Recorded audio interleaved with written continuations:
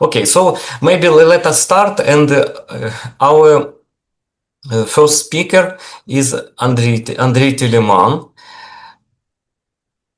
and he is from Aix-Marseille University from France, and his talk is called a gauge theoretical generalization of Bryant correspondence.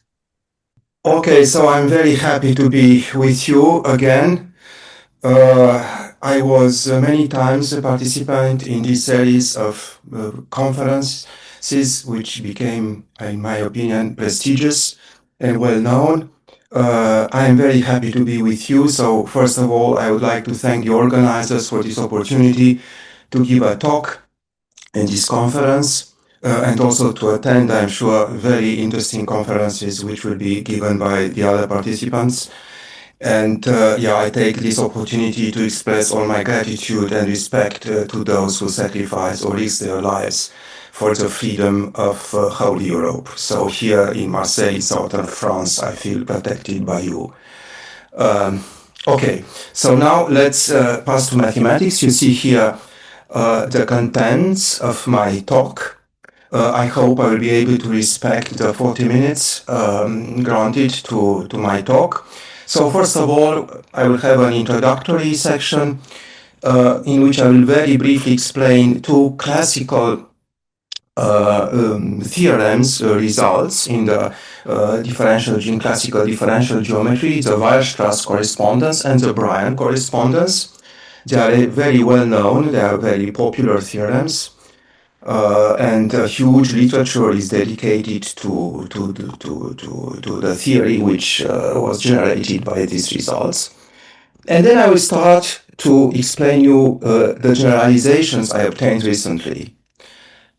So first, the section will concern a real form in a complex Lie group. I will state a Bryant type correspondence for such a context, such a framework. And then finally, gauge theoretical generalization, which will be a little bit more technical. More, let's say, technical, differential geometrical, involved differential geometrical notions will appear here. But it's worth because we'll get a universal generalization in the sense I will explain you.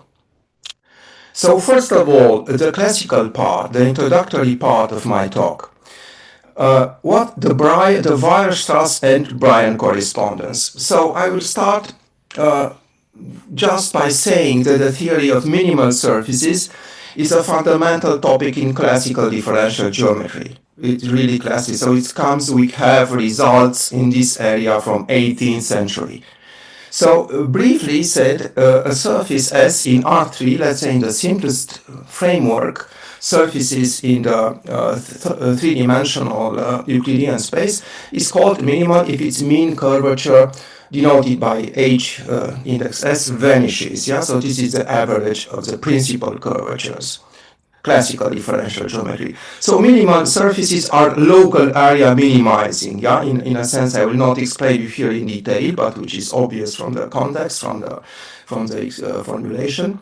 And what makes them fascinating is that they appear in real life as soap films. So even children playing with soap films saw in their childhood minimal surfaces appeared as soap films. So let me give you several pictures of minimal surface in R3. So you see here is a non-planar minimal surface. Now is a famous one is a catenoid. Strangely, if you have two parallel circles situated in planes which are close enough, then the surface of minimal area which bounds them is not a cylinder, is not a union of disk, but it is this catenoid. Yeah, and here I try to show you how indeed, if you play with soap films and you'll take as frame the union of two parallel circles, you'll get this interesting catenoid. Okay, so this is just to make some publicity for this fascinating topic in classical differential geometry. Now, what we have in this theory is a fundamental theorem which is called Weierstrass correspondence by several authors, which give us a general method to construct minimal surfaces in R3. And how? We take a Riemann surface denoted Yj. J will be an almost complex structure on Y. Yeah, so in this moment, if we endow a real surface with an almost complex structure, of course, in dimension 2, it will be automatically be integrable. So in fact, we get a complex manifold of dimension 1. Okay, so now what I do consider a null allomorphic immersion from Y to C3. So you see this word, this mysterious word null, I will explain immediately. It will play a fundamental role in my talks. I will come again to this. So I get allomorphic immersion. I take an allomorphic immersion from Y to C3, which is not only allomorphic, is null allomorphic in the sense I will explain immediately. Then the real part of F, so the projection R3, will be a minimal conformal immersion. So the image will be minimal, and when I say conformal means that J becomes isometric with respect to the induced metric. Okay.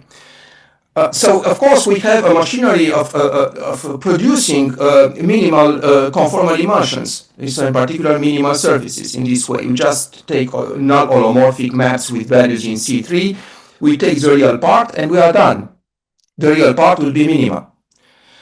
Conversely, interesting, so this method gives us everything in principle.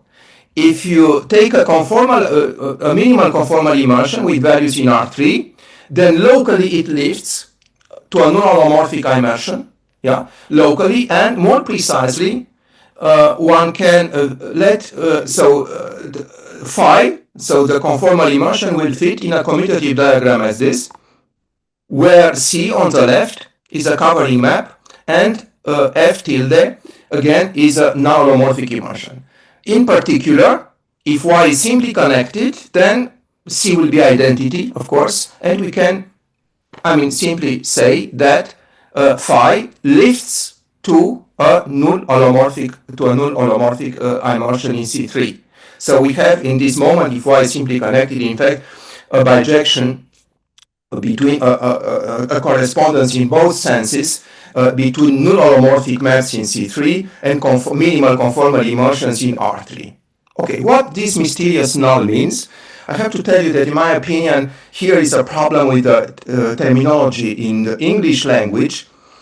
Null means isotropic in English, but this word is confusing, yeah, because if you say null, we think at zero, yeah, so it mathematically means, our condition null holomorphic means that the complex line given by the image of the differential of F is a holomorphic map, and is an immersion, so the image of the differential of the tangent map would be a line, and this famous null condition means that this line is isotropic with respect to the standard symmetric form, which I wrote here, yeah, the standard holomorphic symmetric form on C3. So this line is for every Y is contained in the isotropic cone. So the correct word will be isotropic, and in fact it should be said omega 0 isotropic, yeah, in order to have mathematically accurate condition. Okay, so this is a beautiful correspondence of Weierstrass. So of course can be used, and not only can, but it has been used in the literature to obtain explicit formula for minimal surfaces in R3. Yeah, so this is a factory, I would say, of minimal surfaces of explicit formula. The Bryant correspondence is a hyperbolic version of the Weierstrass correspondence. So now the question is, what happens if we replace the Euclidean space R3 by the hyperbolic space H3? Do we have a similar correspondence? This is the question. So, and yeah, the starting point is to of this new correspondence obtained by Bryant is to identify the hyperbolic space H3 with the homogeneous space SL2C by SU2. So it's well known that this quotient, this homogeneous space endowed with the natural left invariant metric, if you scale correctly, yeah, your metric, then you'll get a constant curvature -1, and you get, and also it's simply connected, so it will be a model of the hyperbolic space, three-dimensional hyperbolic space. Okay, what is important is that we obtain a principal bundle, so whose total space is SL2C and whose base is H3, and our compact group SU2 becomes the structure group of this principal bundle. So let me point out that in the book of the wonderful book of Kobayashi no Mizu, Foundations of Differential Geometry, after introducing the theory of principal bundles in a fantastic, in a very, very pedagogical way. This is after the trivial bundle. This is the first class of examples. So quotient, the principal bundles associated to a closed group in the Lie group. Anyway, so we have an example of this type. Now, we take the standard inner product on the Lie algebra of SU2. So this SU2 small with small letters means for me the associated Lie algebra, yeah, of the group SU2. So we have an invariant inner product given by this formula minus trace of the product. This is up to scaling is the killing form. Up to scaling, not exactly up to scaling. So anyway, so take the complex bilinear extension and we'll get a complex symmetric bilinear form on the complexification SL2C. And now you know you are on the Lie group, you have an object on the Lie algebra, you can extend it by left translations and you obtain the differential object on the Lie group.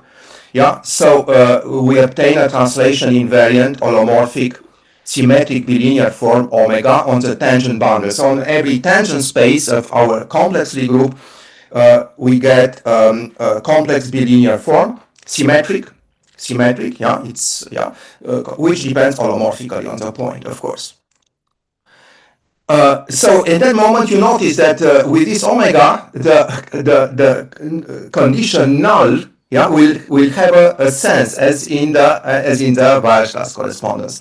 So let now again fix a Riemann surface Yj. I have to adapt, yeah, Yj.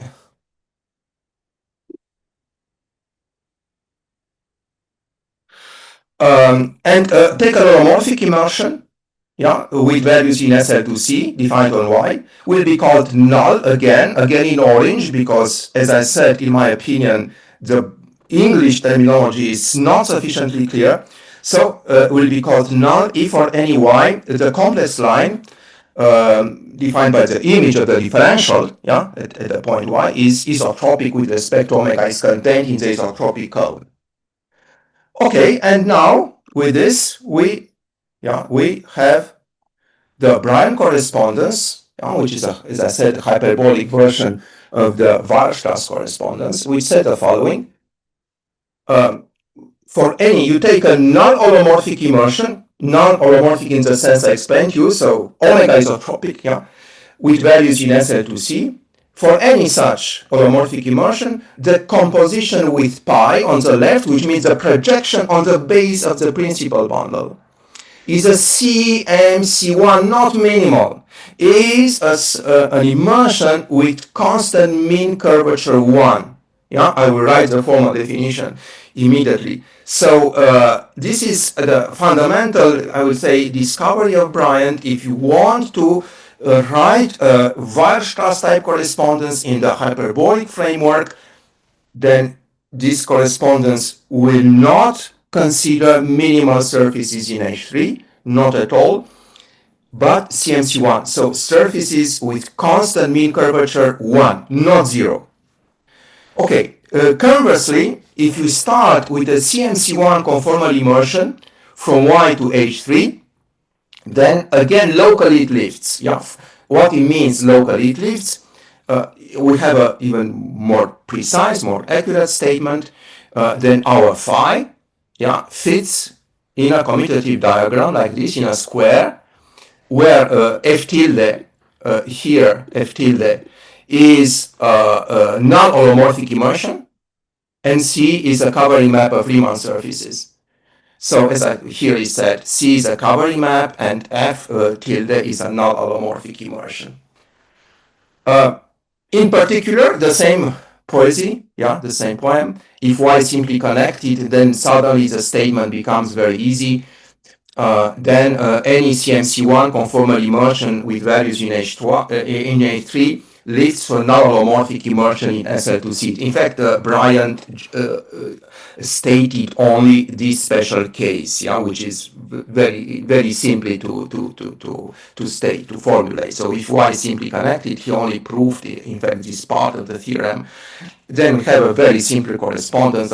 Then conversely, any conformal CMC1 immersion phi lifts to a null-holomorphic immersion in the complex Lie group SL2C. So CMC1, as I've told you, means constant mean curvature 1. So again, this means that the mean, arithmetic mean of the principal curvatures is 1. Bryant correspondence, if you look in the literature, if you make a Google search for Bryant correspondence or Bryant or CMC1 surface, you will be surprised to see the huge literature dedicated to this. Because generated a huge interest in study of both null-holomorphic curves in SL2C and also CMC1 surfaces in the hyperbolic space. It can be used in both senses. So the first, as in the case of Weierstrass correspondence, one can use the correspondence to produce as a way to construct explicitly CMC1 surfaces in the hyperbolic space. Why? Because complex geometry somehow is easier, is related to algebraic geometry. So one can use, for instance, one can compactify SL2C, to obtain a projective threefold, and then look at null-holomorphic curves in the complex geometric sense. In the this compactified threefold, and then projecting with pi, you'll get CMC1 surfaces in the hyperbolic space. But more recently, a new development occurred. So several authors suggested to use the correspondence in the opposite sense, namely, as having this time as goal to construct null-holomorphic complex curves in complex threefolds. And we are especially interested in compact complex threefolds. SL2C is not compact, but one can factorize it here from the left by a co-compact discrete group. And one will obtain a very interesting class of non-Cartesian compact complex three-dimensional complex manifolds, and we are interested to have holomorphic curves. Do they exist? What are the genus of holomorphic curves in such compact threefolds? And several authors came to the idea to use this time the Bryant correspondence in the opposite sense. So start with the CMC1 surfaces, not in H3, but in H3 over gamma, and looking for lifts in our threefold. So for these purposes, one will need a version of Bryant correspondence, which starts not with the initial principal bundle from the SL2C to H3, but you factorize on both sides by gamma. And on the left, we obtain a complex threefold, SL2C over gamma. On the right, one obtains a compact hyperbolic manifold. H3 over gamma will be a compact hyperbolic manifold. Very, very interesting. Anyway.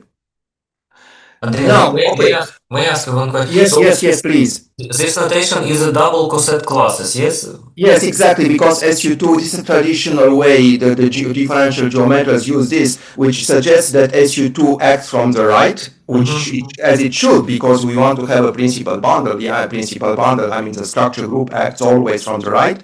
Yeah, and we let gamma operates from the left, and in this way gamma will be well defined, will induce a well defined action on the quotient. Yeah.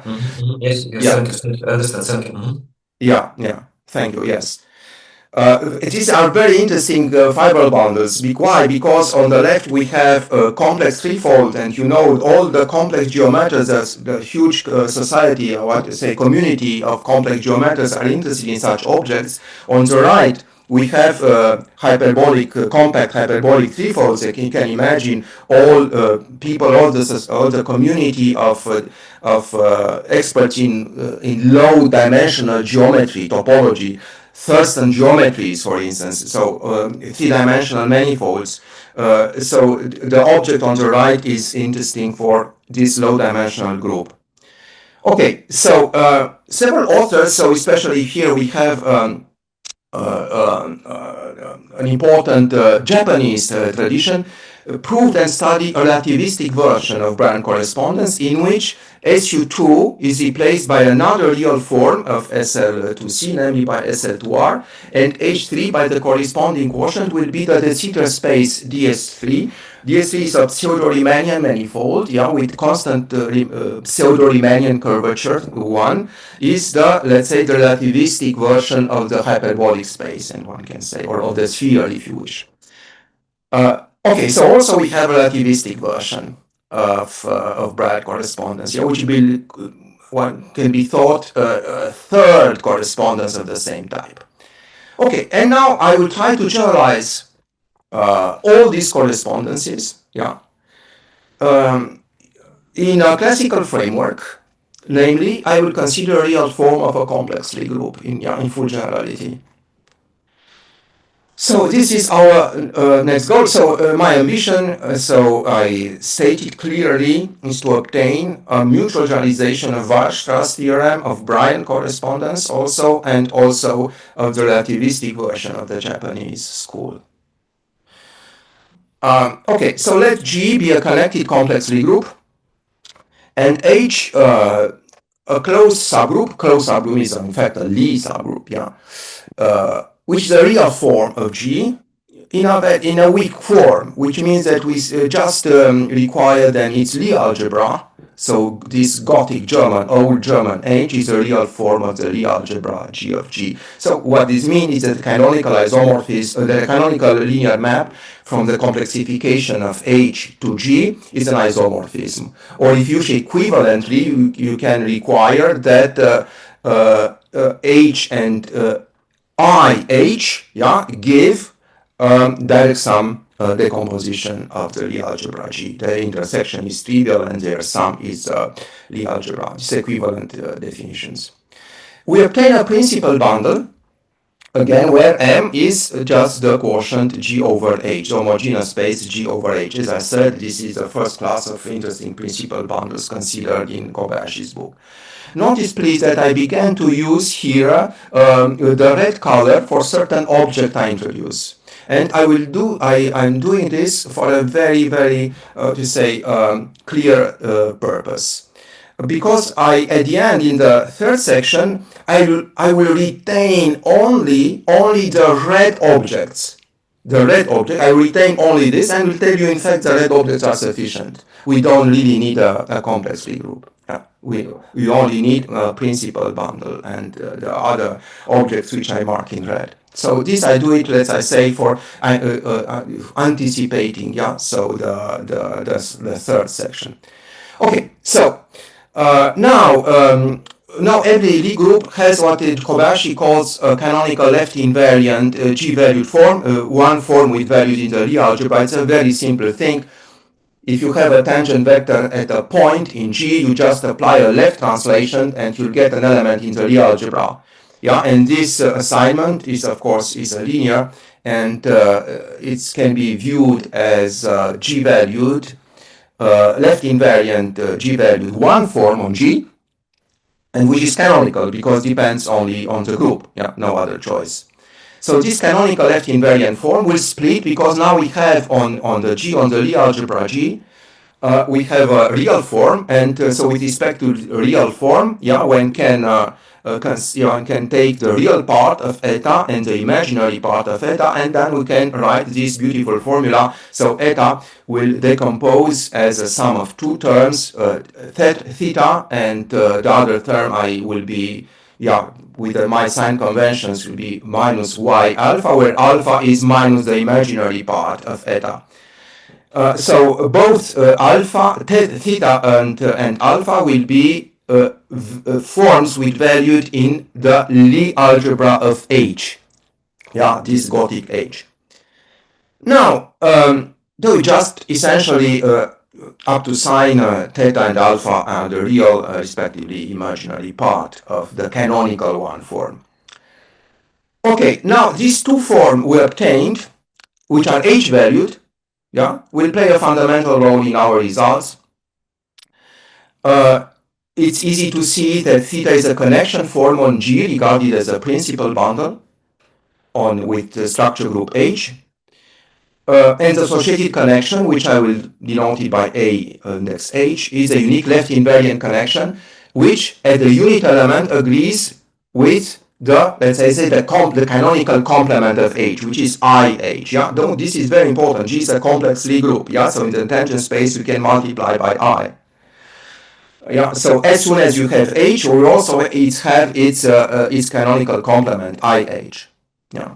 Okay, so this is what we call this IH is the let's say the natural horizontal space at the unit element, and we extend this canonical horizontal space at the unit element using left translations, and you obtain a connection, a left invariant connection on the Lie group regarded as a principal bundle. What is alpha? Very interesting. Alpha is a tensorial form of type add. So again, I have to point out and make publicity for the book of Kobayashi no Mizu, first volume, Foundations of Differential Geometry, which I studied with a lot of passion and enthusiasm as I was a student. All that you need for my article is in this fantastic book from the 60 something, I think. So alpha is a tensorial form of type add. What it means that it vanishes on the vertical spaces with the tangent spaces to the orbits, and satisfies an equivariance property, an obvious equivariance property, which is suggested by this word add. Okay, so in particular, you see, because alpha vanishes on the vertical spaces, it gives a well-defined linear map on the quotients. Yeah, so tangent space quotient by vertical space will be isomorphic naturally with the tangent space of the quotient, yeah, at the point P of psi, of course. And what one can prove is that all these alpha xi, very important, are isomorphism. So again, please note that I marked in red the connection we obtained and also the tensorial form. So up to now we have three objects marked in red, which we say will play an important fundamental role in the last section.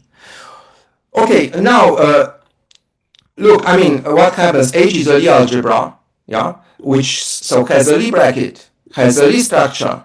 Here we have isomorphism, so you get Lie algebra structures on all the tangent spaces of M, which are well defined.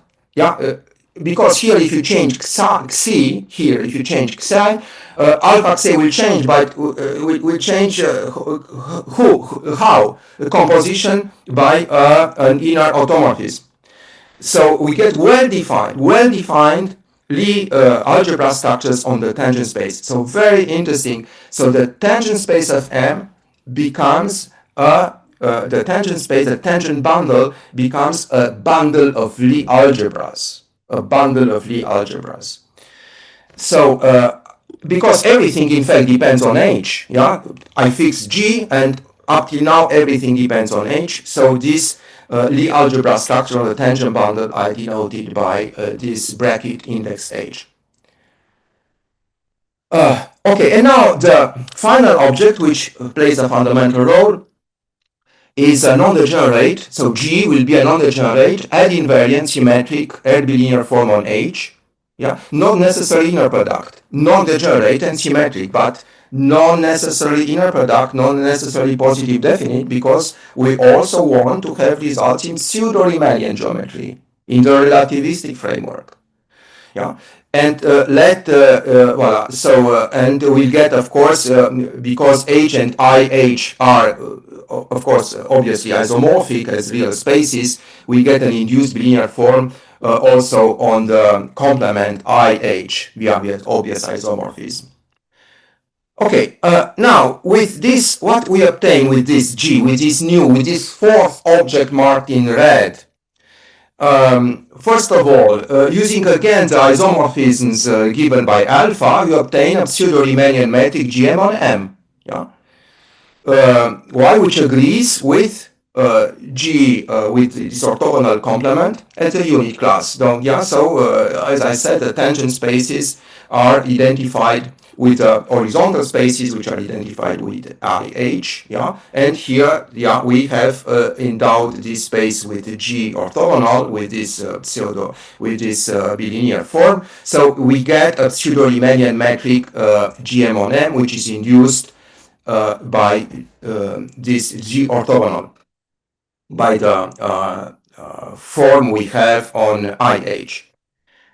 Okay, what we also obtain, we can take as a unit element the direct sum of G and G orthogonal, again extended by left translations, and we obtain also pseudo-Riemannian metric G Gothic on the whole G. Yeah, it's very easy, in fact. As soon as we have G, yeah, with left translations, we obtain all these objects. And finally, very important, which will allow us to define the concept null, yeah, what we do. So this time we take our G, again was a real bilinear form on the Lie algebra of H, yeah, and what we do, we extend it by C-bilinearity. One obtains first a C-bilinear form as a tangent space on the Lie algebra of G, yeah, and then by left translations we obtain holomorphic G-bilinear form on G, or the tangent space of G. Yeah, so this is the unique holomorphic C-bilinear form on G, which coincides as a unit element with a bilinear extension of G, with a C-bilinear extension of G. So very interesting, starting only with this very simple object, non-degenerate, ad-invariant, symmetric bilinear form on H. Suddenly, yeah, we have a very rich structure. We obtain a pseudo-Riemannian metric on the quotient M. We obtained also a pseudo-Riemannian metric on the Lie group, yeah, and also we obtain a holomorphic C-bilinear form on G. Okay, now we can state our first mutual generalization of the correspondence of Weierstrass, Bryant, and AGMA, Akutakaba, Fujimori, Lee, which tells us the following. Tells us the following. Again, let H be a real form of G. Small g an ad-invariant, non-degenerate bilinear symmetric form on its Lie algebra, and fix a Riemann surface Y, J. Again, J is an almost complex structure of a real surface Y. We start with a space like isotropic. Now you see, I don't use null because, in my opinion, is not sufficiently accurate. Is source of confusion because it gives impression that it's something canonical. It is not. It depends on the choice of a holomorphic of a bilinear holomorphic form on the tangent space, and it's very important that, in fact, in our theorem, you see that we have the freedom to change this. If you change G, then omega will change. Okay, so we take a space like isotropic with respect to omega, holomorphic immersion.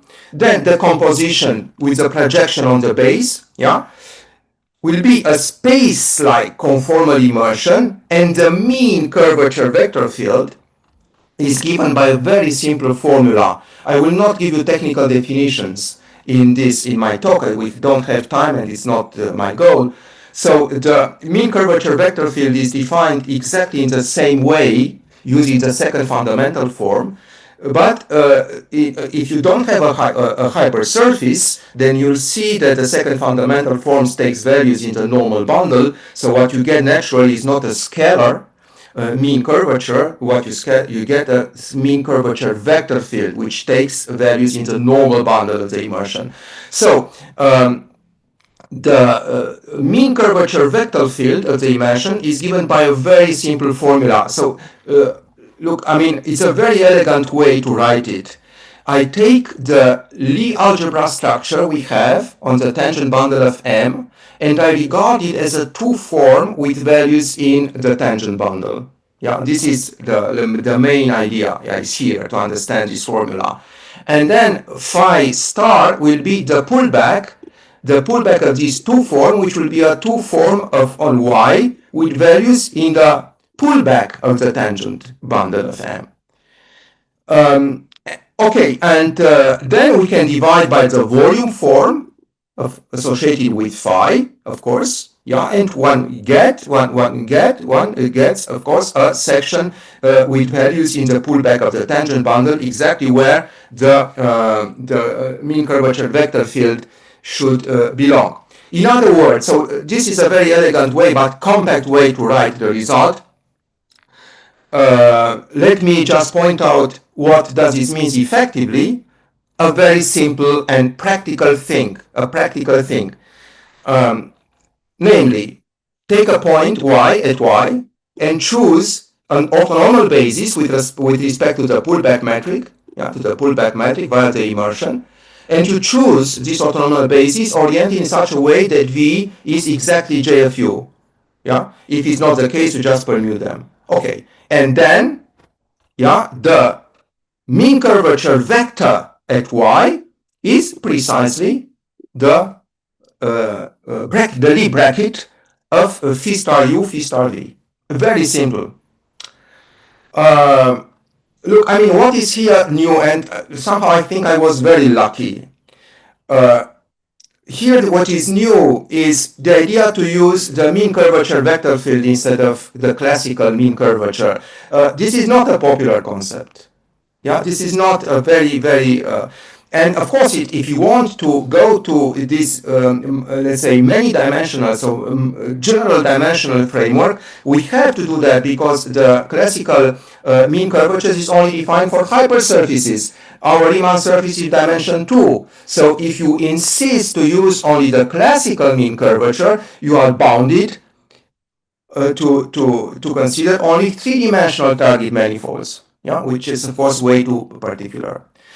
Okay, conversely, for any space-like conformal immersion phi, whose mean curvature is given by the formula I wrote you, again, so such a conformal immersion will fit in a commutative diagram, where again C is a covering map of Riemann surfaces, and F tilde is a space-like isotropic holomorphic immersion.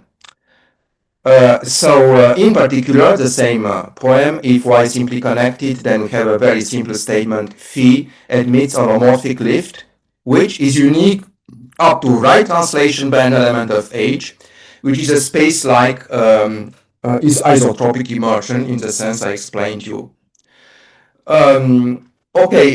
Now, I mean, for instance, one can take the simplest case. G is Cn.